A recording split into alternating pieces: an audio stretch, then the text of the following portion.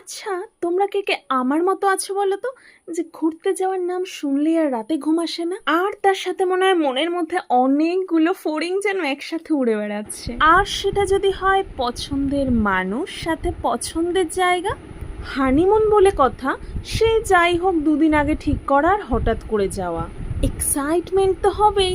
আর এগুলো হচ্ছে সেই আমার এক্সাইটমেন্টের নমুনা। ইচ অ্যান্ড এভরি টাইম আমি gate ready with me shoot করতে পছন্দ করি। তার উপর আবার জীবনে ফার্স্ট টাইম আমরা দুজনে একসাথে কোথাও ঘুরতে যাচ্ছি, get ready with us video তো মাস্ট।